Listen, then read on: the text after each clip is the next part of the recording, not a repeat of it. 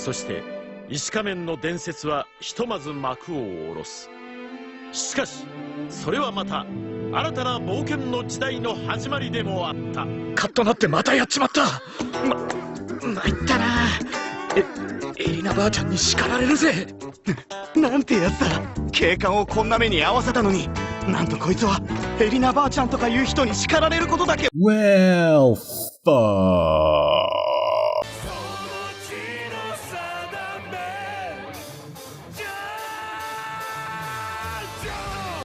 Battle Tennessee is the second part of JoJo's Bizarre Adventure, the part where the series begins to take on more of its signature style, as well as introducing everyone's favorite Jojo, Joseph Joestar. The first episode of the arc begins 50 years after the first part, and we see a now elderly and more importantly wealthy Speedwagon calling on that one long-haired Hamon guy from part 1 that you may or may not remember about, to come down to Mexico to investigate a tomb full of stone masks much like the one from part 1. But in his desire to become a memorable character, a long-haired guy opts to use one of the stone masks on himself due to the fact that he doesn't like the fact that he's aging, as in, you know, that thing that all people everywhere do. Meanwhile, in New York, we see Jonathan's equally buff grandson Joseph, who has taken over the role of the titular Jojo, trying to buy a soda when he gets his wallet stolen by an African-American boy named Smokey. After running into an alleyway, Smokey is assaulted by a couple of crooked cops, however they are interrupted by Joseph, who has no hard feelings about the wallet thing, opting instead to beat up the police officers using the Hamon that he somehow knows. And no, it never really gets explained how he knows how to use it, it just kinda does. We later see that Smokey is taken in by Joseph's grandmother Irina, whom you actually do remember from part 1. We also see that she has a tendency to scold Jojo for his brash nature. Later that evening, the three of them are at a restaurant, and a racist mobster is insulting Smokey, and Irina prompts Joseph to beat him up, and the mobster is more than willing to accept the challenge, which leads to our introduction to one of Joseph's most well-known tricks. The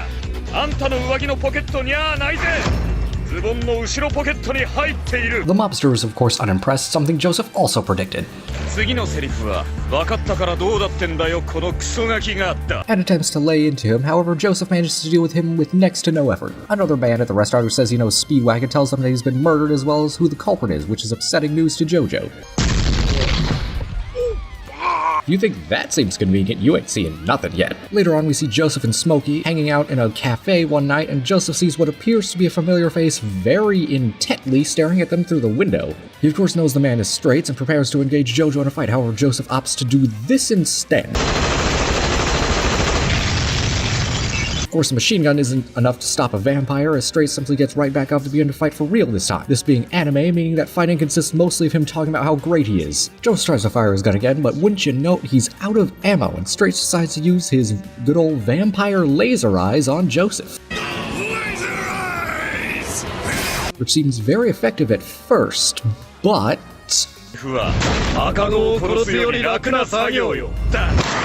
Turns out Joseph is alive, after all, somehow managed to trick Straits into shooting a mirror instead, because I guess Straits is kind of an idiot like that. Joseph uses his gun as a Hamon club on Straits, assuming it worked, however he has an anti-Hamon scarf made of beetles. Just roll with it. But Joseph has a backup plan, a grenade, and by that I mean lots of grenades. Where he got those, but Joseph knows it'll take more than that to finish off Straits and readies his final strategy, telling Smokey that it's something he's been saving all this time, and runs away. I told you, it spans generations. Street manages to catch up to Jojo on a bridge and gives him an ultimatum, now preparing to kill a hostage he has taken if Joseph doesn't surrender himself. Joseph begins fighting back, ripping off his jacket, ready to go mano-a-mano with Straits. Him trying to use laser eyes on him again, but Joseph has a plan for that as well. As Straits leaves to attack Joseph, he manages to punch him right in the face, sitting over the side of the bridge. Jojo catches Straits to get some explanation out of him, and he tells Joseph about the Pillar Man they found, seeming to basically be some form of super vampire. Cause, you know, vampires weren't strong enough already. Before Jojo can get enough information out of him, Straits uses Hamon on himself, committing suicide.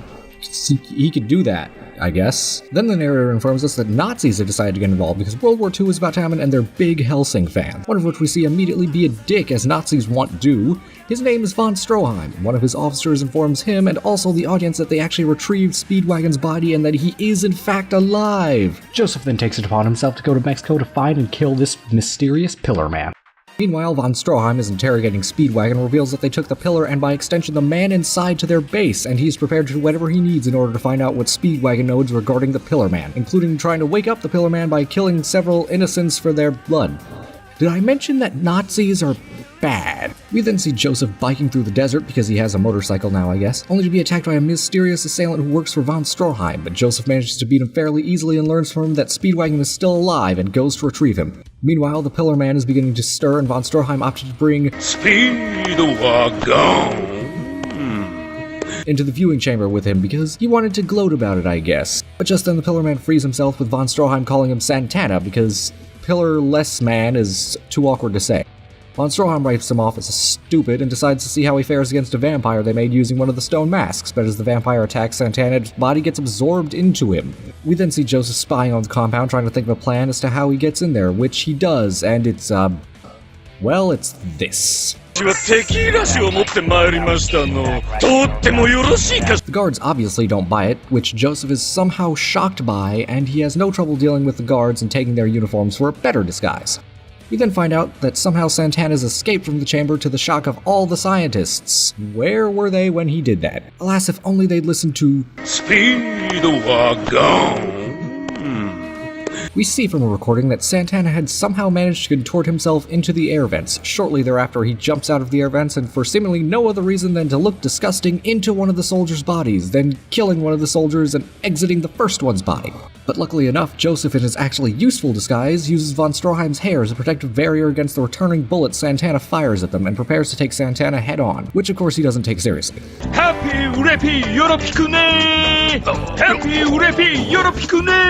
Joseph tries annoying him more, and Santana responds by trying to kill him with his stretchy ribs. But when Santana tries attacking Speedwagon, Joseph takes things seriously, coming at him with a Hamon punch. The punch not working as Santana's body is somehow naturally deflecting the Hamon. Joseph attempts to figure out a way to effectively attack Santana, the first two of which don't work. The final method he uses, though, is more effective, letting Santana absorbing him so that he could attack him from the inside. However, that wasn't enough to finish him off, but Joseph has another plan, using a chain to bind Santana and begins dragging him into the sunlight to kill him. Santana is about to make it easy, though, doing everything he can to stop Joseph from reaching the door. However, von Stroheim decides to do something and goes to open the door for Joseph, but Santana grows tentacles and grabs von Stroheim's leg. Stroheim has Joseph cut his trapped leg off, and Stroheim is able to open the door. Before the sunlight can finish him off, though, Santana pulls some more disgusting shit and goes inside von Stroheim's injured leg, allowing him to survive the sunlight. Von Stroheim, however, decides to use a grenade to blow himself up, telling Joseph that they had already found other Pillarmen in Europe still in their slumber. Stroheim's sacrifice apparently counts as redemption for the whole mass murder and just kind of generally being a Nazi thing. Santana, before his body can crumble, tackles Joseph and dives into a nearby well. However, Joseph has a number trick up his sleeve.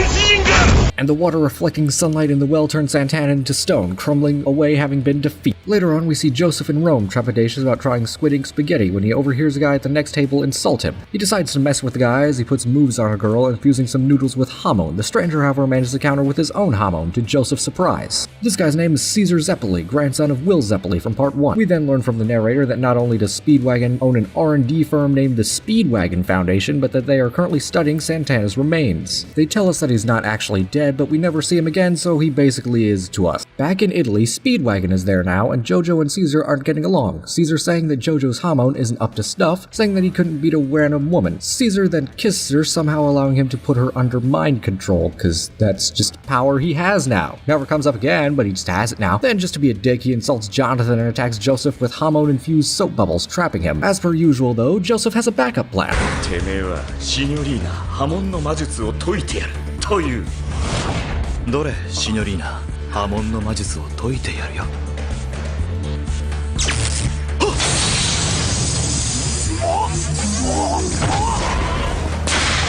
Pigeons. Truly the most devastating of weapons. Later, the two of them are hanging out with Speedwagon, arguing some more, but before things can escalate again, a German soldier whom Caesar knows arrives telling them that he can get them access to the other Pillarmen resting place. The show tries to make this soldier seem sympathetic, forgetting about that whole, him being a Nazi thing, and Caesar continues shit-talking Jojo. We then see the other three Pillarmen, still in stone, surrounded by Nazis with big UV lights. One of the soldiers casts a shadow on one of them, allowing him to use a horn to gore the soldier and cover the lights in his viscera, making it safe for the wall man. Actually, yeah, Pillarman sounds better. But yeah, he finishes freeing himself, and not only can he already speak Japan, English, German, Italian words, but we find out that his name is Wham, and he kills the remaining soldiers in no time at all. He prompts the other two Pillarmen to awaken as well, making sure to pose fabulously for the camera. Our heroes arrive at the scene too little too late and find the dead soldiers. As the soldier with them tries to flee, he literally runs into the Pillarman, the mere contact with one of them causing him to lose half his body, with Speedwagon emphasizing how little regard they have for human life. The three decide to stop and discuss their plans for some reason. I guess they know there's an audience watching, and we learn the names of the other two, being Cars and AC/DC, and Subtlety's grave just had a dance hall built on its broken remains. From their moment of exposition, we learn that they're looking for something called the Red Stone of Asia to put into a special version of the stone mask. We also learn that stepping on Wham's shadow causing him to reflexively kick people in the face. This never comes up again, they just felt the need to tell us this. Then the show tries to make us feel bad for a dying Nazi again, which is becoming suspiciously more frequent. Then Caesar and Jojo take a signature pose and decide to take on the three Pillar Men. Caesar insisting, though, that he can handle this himself in what would be the first of many bad decisions he will make from here on out. Caesar confronts the Pillar Men, attacking them with his bubble technique, which Wham dispatches only using his head chains, creating little tornadoes that also mess up Caesar's face, but good. They try to ignore him and leave, but Caesar's not having that, and Wham demonstrates just how outclassed he is and tells him to come back when he's gone up a few levels. Jojo's ready for his turn, though, and opts to try his own technique against the Pillar Man, preparing to use a thing he didn't just make up, I swear. His Hamon Clackers. And it goes about as well as you expect. But he's not done yet, ready to go for a second attempt, and misses. The Pillar Men pay Joseph little regard and try leaving him, but Joseph isn't about to let them do that, going for deception. However, his attack still misses due to Wham's enhanced reflexes. Wham opts to humor Joseph a little and engage him, slicing his wrist as a timer for their battle. Joseph, though, has another trick up his sleeve and manages to strike Wham with a clacker boomerang. Then Joseph lays a beatdown on him real quick, but Wham seems uncaring, revealing that he let Jojo repeatedly punch him as some sort of self-penance for getting hit by the clacker, and releases his own named attack, his Divine Sandstorm, a fearsome wind attack that doesn't involve sand, but whatever. Doesn't entirely make sense on how the narrator describes it works, but that could be applied to anything in this series, like, at all, so whatever. Joseph, after being hit by the attack, feigns having taken a fatal blow to try to get away from the Pillar Man and come up with a new plan. Part of this is to get into a convenient nearby minecart, which is there for some reason, but that doesn't go unnoticed by Wham, who has just kind of been standing there the whole time for some reason, and he pursues Joseph, who sends the minecart careening down the shaft. Wham figures out and reveals to the audience that he did this in order to allow Speedwagon and Caesar to escape. During their ride, Joseph and Wham banter a bit more, Jojo clearing having another trick planned, but this time Wham calls it, noting the stick of dynamite he had with him. How he knows what that is, and what an explosive is anyone's guess. Wham then proceeds to call Joseph's backup plan, turns it around on him, sending them both flying into some kind of open patio area or something. I don't know, maybe these are all over Italy, I've never been there. As Wham is about to finish Joseph off, he plays to the Pillar Man's pride, saying that with a month of training, he could become a worthy challenger for him. Wham actually taking him up on the offer, and AC/DC deciding to join in as well, each implanting poison rings within him to ensure he will hold up his end of the bargain. Cars chooses to stay focused on their task of searching for the Red Stone. Luckily, Caesar was just kind of nearby, so he could overhear the whole thing and heal Joseph's injuries, opting to assist him with his training. Later, Joseph's freaking out about how he's going to level up his Hamon to what it needs to be. Caesar, though, tells him to relax and that he knows a Hamon coach who taught him, who is conveniently just down in Venice. Oh man, isn't it great all this stuff is happening in Italy right now? Heavens to Betsy, what are the odds? The next day, the two encounter a gondola driver who turns out to be that very instructor in disguise, Lisa. She tests Joseph, shows off some fancy Hamon tricks, and then places a mask on his face that's supposed to improve his Hamon breathing. All much to Jojo's irritation. We all then head to a place known as Air Suplina Island to begin Joseph and Caesar's training, the beginning of which is something called the Hell Climb Pillar, which apparently people have died trying to do. Something that, if you think about it, at some point speaks more about the teacher than the students. The pillar itself is a large concrete pillar with a stream of oil going down the side. This being yet another thing that I have no idea how it would work or where you would get all that oil. The challenge here being that Jojo and Caesar have to use Hamon to Spider-Man up the pillar, which they can do thanks to the oil, because I guess Hamon makes oil really sticky or something. After a bit of complaining and an attempted roundabout method of climbing, Joseph eventually begins his own ascent of the pillar. After having caught up to Caesar, Jojo triggers a trap that had the button installed inside a crack in the side of the pillar. No idea how you'd manage to begin to engineer such a thing, but whatever. The pillar begins to spew a high-pressure amount of oil that's sharp enough to cut through pen. Caesar manages to pass through the barrier using opposing forms of Hamon throughout his body, whatever that means. Now all that remains is for Joseph to get through the barrier, and he can't do the same thing as Caesar did because that wouldn't be dramatic enough, I guess. Joseph does end up coming up with his own strategy to get around the stream, sliding along to the lower pressure area and flipping over to get to the top. Before he can get back at Lisa for throwing him down there, she tosses him an upside-down glass of water, and it not spilling due to him having an advanced control over his Hamon now. Jojo and Lisa make amends, and she assigns him and Caesar 2 other instructors named Machina and Loggins. And if you haven't just accepted the naming trend by now, how are you still here? A montage of their training goes by because it's cheaper and faster than actually animating the whole process. We then see a flashback of Cars attempting to perfect the stone masks to allow them into the sunlight. We then learn that Lisa is in possession of the red stone that the Pillarmen need to complete their plan, and Joseph poses a very good question to which Lisa responds with, because that's an explanation. Jojo and Caesar then begin their final exams with Machina and Loggins. However, when Joseph goes for his test, he finds AC/DC having killed Loggins, to the audience's complete lack of interest, to be sure. My God, he's dead. AC/DC having somehow figured out that the redstone was there because I guess he read the script or something. Joseph prepares to do battle with AC/DC in spite of the confrontation happening a week earlier than agreed upon. When AC/DC tries to attack Jojo, he surprises him with a demonstration of how much he's improved. However, surprise doesn't mean impressed, and he twists Joseph's arm, though he manages to counter his counter by wrapping a Hamon-charged string around AC/DC's arm. Now feeling a bit more smug, Jojo quotes Sun Tzu at him, emphasizing how he feels he's going to defeat the Pillarman. AC/DC then proceeds to, well, just see for yourself.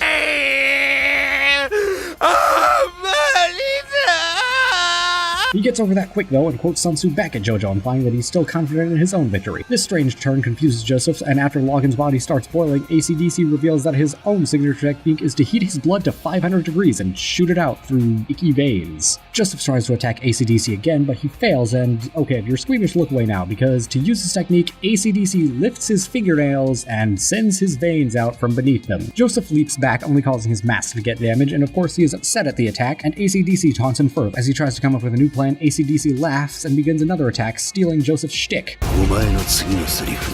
He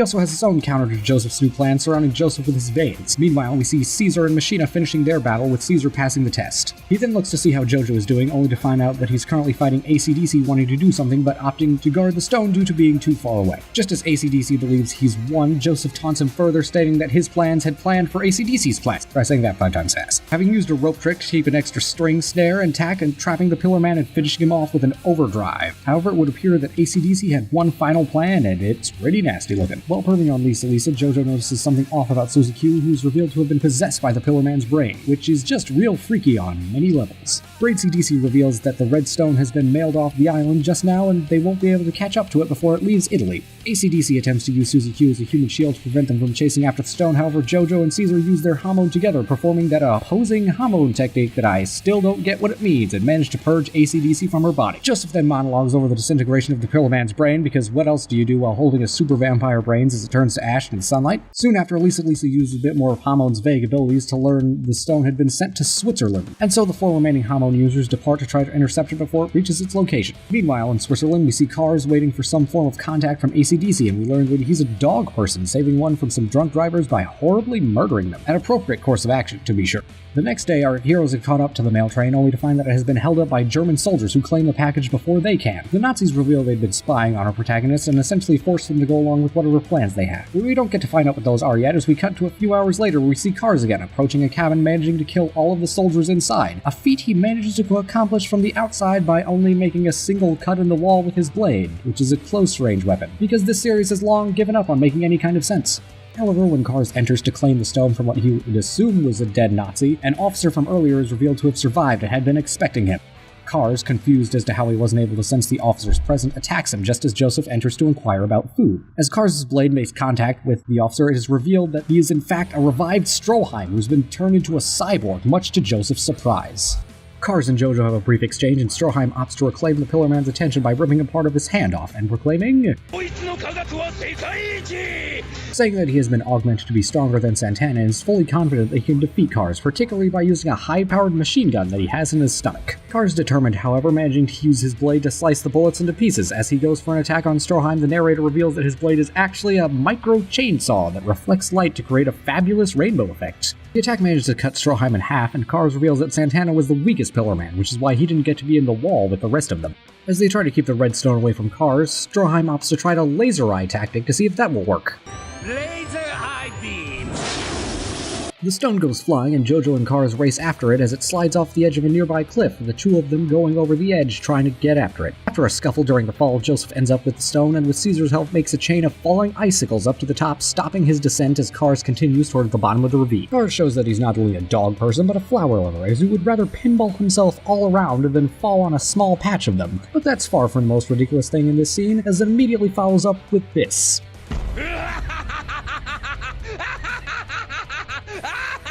Allow that face to be with you in all your endeavors. The next day, our heroes are in a resort looking for the Pillarman's stronghold, which they deduce to be in an abandoned hotel that would provide cover from sunlight. The group discuss just storming the place since they would have the advantage in the daytime. Joseph, however, says that since they've lived for so long, the Pillarmen would have a plan to protect themselves from assault during the day. This causes conflict with Caesar, who is determined to go after them now. Of course, this makes you just wonder why they don't just get some explosives from the Nazis, destroy the building, and hammer the crap out of the rubble, but maybe they'd rather keep the Nazi cooperation as low as possible.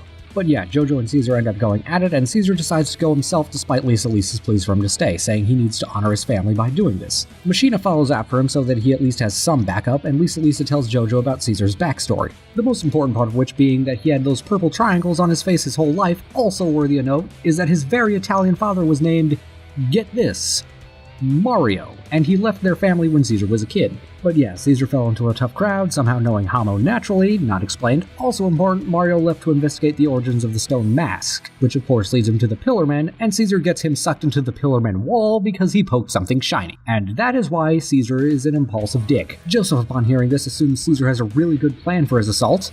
He doesn't. Upon arriving at the Pillarman headquarters, he is assaulted by some sort of invisible force. And it appears as though Caesar just knows Kung Fu by instinct. もちろんシーザーは憲法を習ったわけではないが、獅子の力を抜き、どこの方向からの攻撃にもスピードとリズムを失わぬ防御体制を本能的に取ったの。Oh look, it's cannon fodder. I mean Machina here to help. And the invisible person turns out to be Wamu, and he drags cannon fodder into the building after Caesar asks the same question as the audience. だがなぜだ、ワムが太陽の下に出てくるなんて。Wham reappears and it is explained that somehow he's using mist to make himself invisible, because that's how that works. Caesar ends up engaging Wamu, showing off a new technique, a bubble cutter that manages to work a lot better for him than the first time they fought, in that it actually does something. Wham manages to escape back into the hotel, though doing his best impersonation of the Kool-Aid Man. Oh yeah! Caesar pursues the Pillarman into the hotel despite any common sense, and prepares to go head-to-head again. All the while, Jojo and Lisa approach the hotel and notice Machina's severed arm, evidently opting to just stare at it for a few minutes because Caesar is still in there alone in his fight with Wamu. Caesar has prepared a trap for Wham, using numerous bubbles to reflect the sun rays right into him. As Wham tries to use his invisibility mist to escape, Caesar goes for one final kick.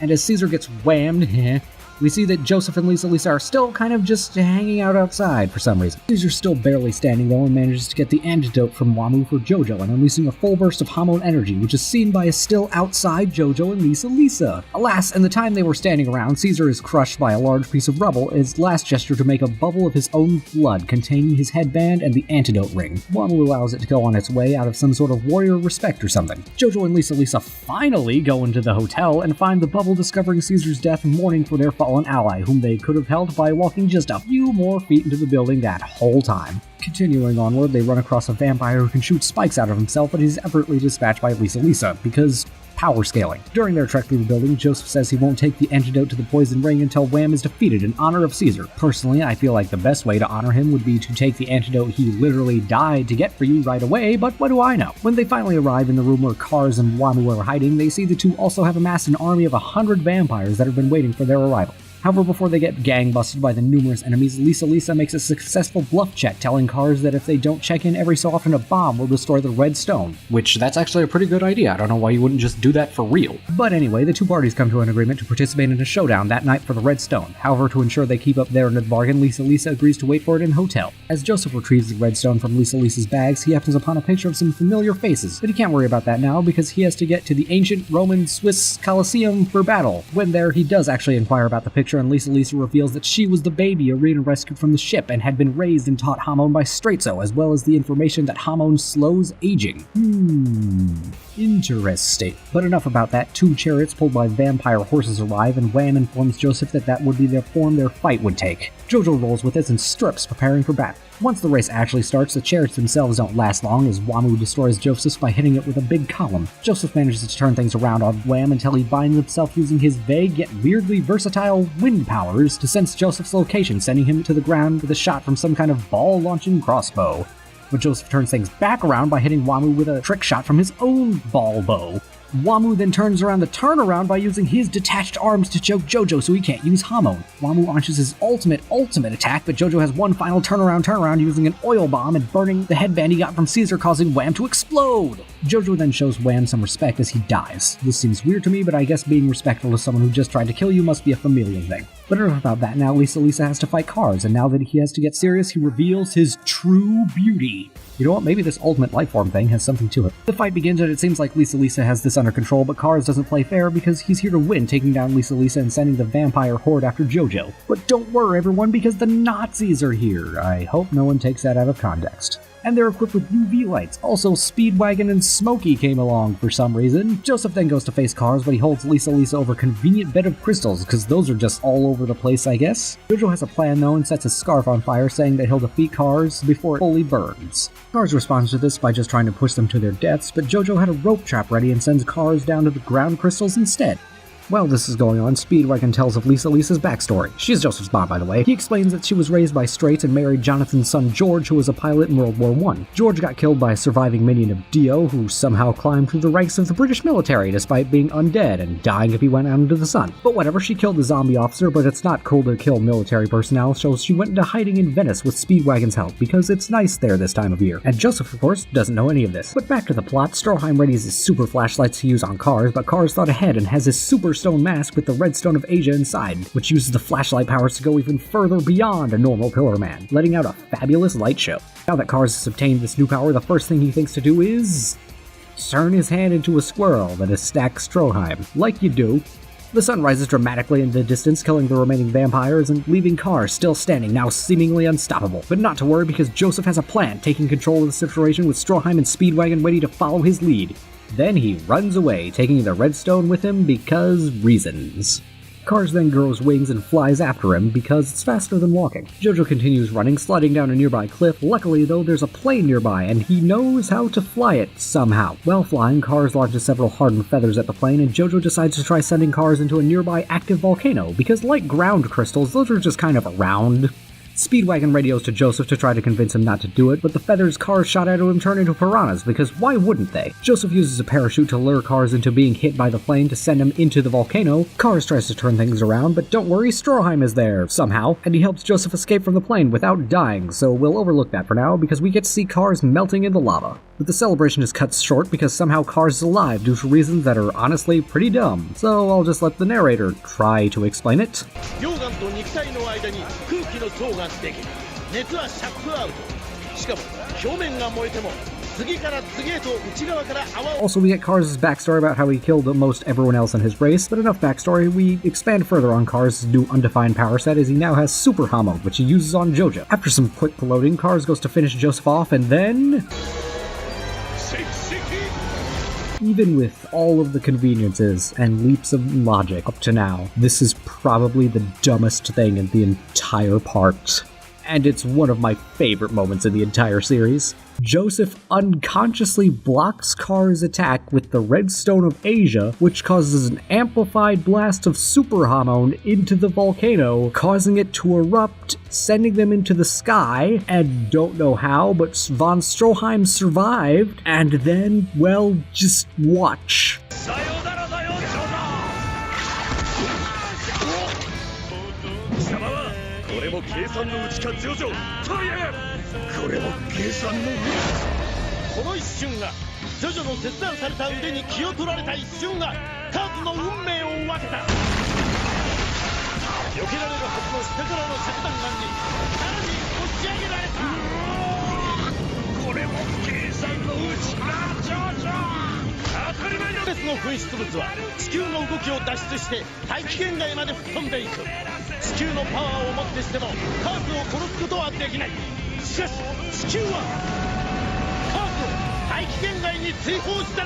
Going back to the somehow living von Stroheim, the narrator tells us of some tragic news.